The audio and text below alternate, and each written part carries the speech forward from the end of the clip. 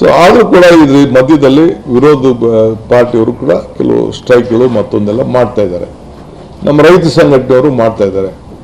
13ನೇ ತಾರೀಕು ಬಂದು ಕೂಡ ಅಂತ ಮಾತು ಕೂಡ ನಾನು ಕೇಳ್ತಾ ಇದ್ದೀನಿ. ನಾನು ರಿಕ್ವೆಸ್ಟ್ ಮಾಡ್ತಾ ಇದ್ದೀನಿ, ಇದೆಲ್ಲ ಅವಶ್ಯಕತೆ ಇಲ್ಲ. ನಾವೇ ನಿಮ್ಮ ಪರ ಇದೆ.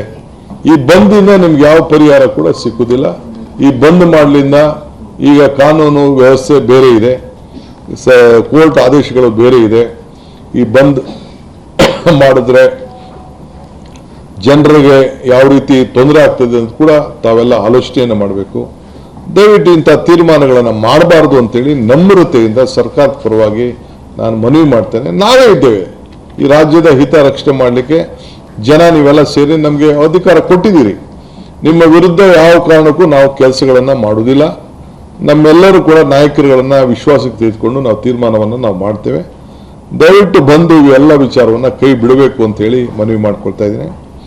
ಇದ್ರ ಜೊತೆಗೆ ವಿರೋಧ ಪಾರ್ಟಿಯ ಸ್ನೇಹಿತರು ಕೂಡ ನಾನು ಮನವಿ ಮಾಡ್ಕೊಳ್ತೇನೆ. ನೀವು ಕೂಡ ರಾಜ್ಯದಲ್ಲಿ ಆಡಳಿತ ಮಾಡಿದ್ದೀರಿ. ಕುಮಾರಸ್ವಾಮಿಯವರು ಆಡಳಿತ ಮಾಡಿದ್ದಾರೆ, ಯಡಿಯೂರಪ್ಪನವ್ರು ಮಾಡಿದ್ದಾರೆ, ಬೊಮ್ಮಾಯಿಯವರು ಮಾಡಿದ್ದಾರೆ. ನಿಮ್ಮ ಕಾಲದಲ್ಲಿ ಅನೇಕ ತೀರ್ಪುಗಳನ್ನು ತಾವೆಲ್ಲ ತೆಗೆದುಕೊಂಡಿದ್ದೀರಿ. ಹಿಂದೆ ನಾಗೇಗೌಡರು ಇರಿಗೇಷನ್ ಮಿನಿಸ್ಟರ್ ಆಗಿದ್ದಾಗಿಂದ, ಜಯೇಶ್ ಪಟೇಲ್ ಇರಿಗೇಷನ್ ಮಿನಿಸ್ಟರ್ ಆಗಿದ್ದಾಗಿಂದ, ಏನು ದೇವೇಗೌಡರು ಪ್ರಧಾನಮಂತ್ರಿ ಆಗಿದ್ದಂಥ ಸಂದರ್ಭದಲ್ಲೂ ಕೂಡ ಏನು ತೀರ್ಮಾನಗಳು ಆಗಿದೆ ಅನ್ನೋದನ್ನ ದಾಖಲೆ ನಾನು ಇವತ್ತು ಚರ್ಚೆ ಮಾಡೋಕೆ ನಾನು ಹೋಗುವುದಿಲ್ಲ, ಅವಶ್ಯಕತೆಯೂ ಇಲ್ಲ. ಆದರೆ ಆ ಸಂದರ್ಭದಲ್ಲಿ ಕೆಲವು ತೀರ್ಮಾನಗಳು ಆಗಿದೆ. ಇದಕ್ಕೆ ನಾನು ಅದಕ್ಕೆ ಚರ್ಚೆ ಮಾಡೋಕೆ ಹೋಗುವುದಿಲ್ಲ. ರಾಜ್ಯದ ಹಿತಕ್ಕೆ ಕೆಲವು ಸಂದರ್ಭದಲ್ಲಿ ತೀರ್ಮಾನಗಳು ಆಗಿದೆ. ಇವತ್ತು ನಾಳಿದ್ದು ನಾವು ಏನು ತೀರ್ಮಾನ ಚರ್ಚೆ ಮಾಡ್ತೇವೆ, ಅದಾದ ಮೇಲೆ ಒಂದು ಅಭಿಪ್ರಾಯಕ್ಕೆ ಬರ್ತೇವೆ ಮುಂದಕ್ಕೆ ಏನು ಹೋಗಬೇಕು ಅನ್ನೋದನ್ನ.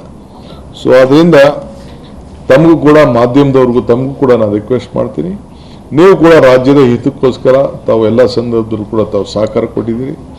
ಮುಂದಕ್ಕೂ ಕೂಡ ತಮ್ಮ ಸಹಕಾರ ಕೂಡ ಅಪೇಕ್ಷೆಯನ್ನು ಮಾಡಿಕೊಂಡು ನಾವೆಲ್ಲ ಕಾಯ್ತಾ ಇದ್ದೇವೆ. ಸೊ ನಾಳಿದ್ದು ಆಲ್ ಪಾರ್ಟಿ ಮೀಟಿಂಗ್ ಆದಮೇಲೆ, ಮುಂದೆ ಒಂದು ತಳಿಯಾದಂಥ ವಾತಾವರಣ ಆದಮೇಲೆ ನಾನು ಚೀಫ್ ಮಿನಿಸ್ಟರ್ಗೆ ಒಂದು ಟೈಮ್ ಕೊಡಿ ಅಂತ ನಾನು ಅವ್ರಿಗೆ ಬನ್ನಿ ಅಂತೇಳಿ ನಾನು ರಿಕ್ವೆಸ್ಟ್ ಮಾಡ್ತೀನಿ. So this is the just. ತಮಿಳುನಾಡಿಗೆ ತಮಿಳುನಾಡು ಕೇಂದ್ರ ಸರ್ಕಾರ ಸುಪ್ರೀಂ ಕೋರ್ಟ್ ಅರ್ಜಿ ಹಾಕೊಂಡ್ರೆ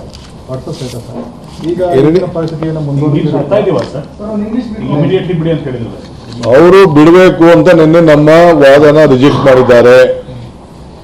ಮುಂದಕ್ಕೆ ಏನ್ ಮಾಡಬೇಕು ಅಂತ ಆಲ್ ಪಾರ್ಟಿ ಲೀಡರ್ಸ್ನ ಮೀಟಿಂಗ್ ಕರೆದಿದ್ದೇನೆ. ಫಾರ್ಮರ್ ಚೀಫ್ ಮಿನಿಸ್ಟರ್ಸು ಕರೆದಿದ್ದೇವೆ, ನಮ್ಮ ವಿರೋಧ ಪಕ್ಷದ ನಾಯಕರುಗಳನ್ನು ಕೂಡ ಕರೆದಿದ್ದೇವೆ. ಅವರೆಲ್ಲ ಬರ್ತಾರೆ, ಅವ್ರ ಸಲಹೆ ಕೂಡ ಕೇಳ್ತೀವಿ. ಲೀಗಲ್ ಟೀಮ್ ಹೇಳಿದ್ದೇವೆ. ಹಿಂದೆ ಇಂಥ ಸಂದರ್ಭದಲ್ಲಿ ಏನೇನು ಆಗಿದೆ ಅನ್ನೋದು ಕೂಡ ಅವರು ಕೂಡ ಎಕ್ಸಾಮಿನ್ ಮಾಡಕ್ಕೆ ಹೇಳಿದ್ದೇನೆ. ಅದಾದ್ಮೇಲೆ ಏನ್ ಮಾಡಬೇಕು ಅನ್ನೋ ತೀರ್ಮಾನವನ್ನು ಮಾಡ್ತೀವಿ. ನೀರು ಬಿಡ್ತಿಲ್ಲ ಅಂತ ಅವ್ರು ಸುಪ್ರೀಂ ಕೋರ್ಟ್ ಹೋದ್ರೆ ಸರ್, ಈಗ ನಾನು ಯಾಕೆ ಅದಕ್ಕೆ ಯೋಚನೆ ಮಾಡಲಿ. ಮೀಟಿಂಗ್ ಆಗಲಿ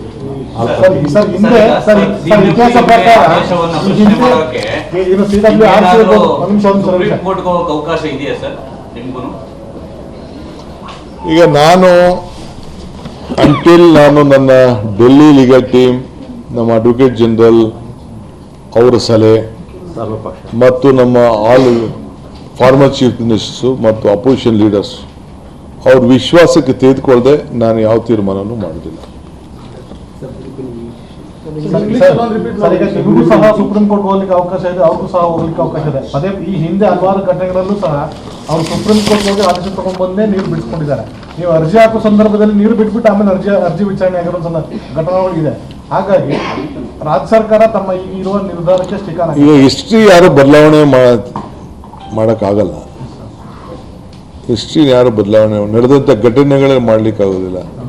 ನಾನು ಹೇಳ್ತಾ ಇದ್ದೀನಲ್ಲ, ಇವರು ನಾಗೇಗೌಡರು ಇದ್ದಾಗ, ಬಂಗಾರಪ್ಪನವರು ಇದ್ದಾಗ, ಎಸ್.ಎಂ. ಕೃಷ್ಣ ಇದ್ದಾಗ, ಬೊಮ್ಮಾಯಿಯವರು ಇದ್ದಾಗ, ಯಡಿಯೂರಪ್ಪನವರು ಇದ್ದಾಗ, ಕುಮಾರಸ್ವಾಮಿಯವರು ಇದ್ದಾಗ ಏನೇನಾಯಿತು ಅಂತ ನಾನೀಗ ಚರ್ಚೆ ಮಾಡೋಕ್ಕೆ ಹೋಗೋದಿಲ್ಲ. ಎಲ್ಲ ನಿಮ್ಮ ಹತ್ರನೇ ಮಾಹಿತಿಗಳೆಲ್ಲ ಕೂಡ ಇದೆ. ಸೊ ನಾವು ಕೂಡ ಅದ್ರ ಬಗ್ಗೆ ಎಲ್ಲ ಗಮನಿಸ್ತಾ ಇದ್ದೇವೆ.